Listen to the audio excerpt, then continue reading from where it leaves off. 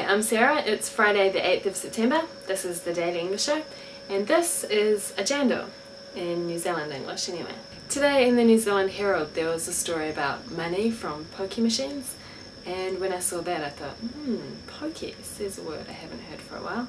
I wonder if that's New Zealand English. So I looked it up, and it turns out that pokie machine is used in New Zealand and Australia. In America it's slot machine, and in England, fruit machine. And in an interesting twist, according to my dictionary, in England a slot machine is what in New Zealand we call a vending machine. Anyway, I looked on the net and somehow got to the Wikipedia page for jandals.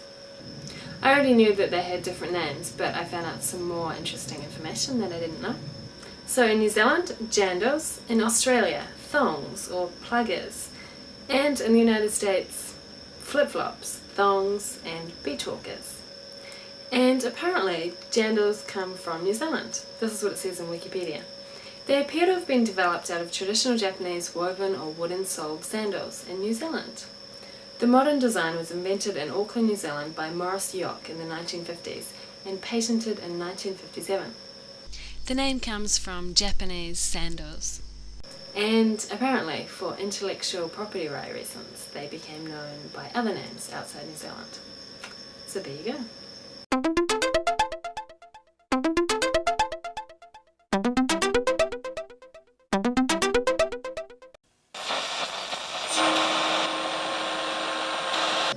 Kia ora. In Stick News today, 20 charities in New Zealand have refused to accept money from pokie machines.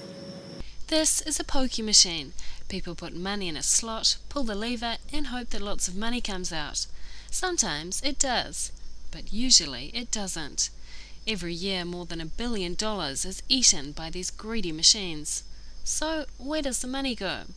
According to this government document, gaming machines are licensed to operate in pubs and clubs only as a form of community fundraising. Machines in pubs are owned by gaming machine societies who pay the pubs to host their machines. Those societies operating machines in pubs must pay the profits to the community. Charities receive millions of dollars a year from pokie machines, but some charities are refusing the money. 20 charities have joined the No Pokies register set up by the Gambling Watch lobby. The Public Health Association director said they didn't want the money because it was sourced from people with a gambling addiction that is likely to have played havoc with their social, physical and mental health. She said people with gambling problems found it harder to avoid healthy food, heating, shelter, transport, medications and health services.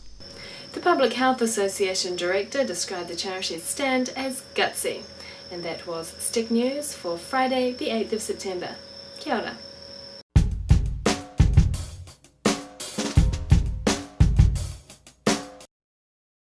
Is New Zealand English the same as Australian English?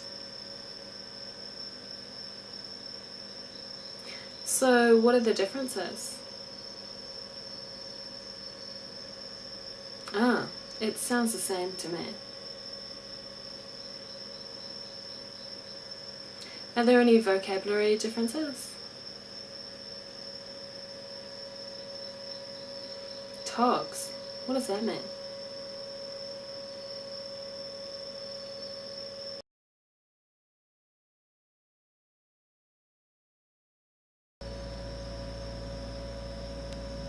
Well, it's pretty close. If you're not from New Zealand or Australia and you've never been there, then you probably wouldn't notice the difference.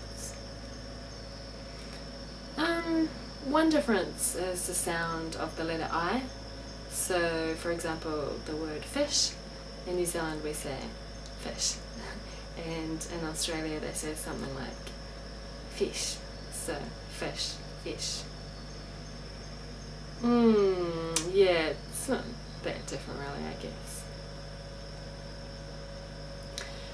Yeah, there are a few, like what we call togs. In Australia they call bathers or swimmers, I think. Togs are things that you wear when you're swimming. They're also called swimsuit and swimming costume in other countries, I think.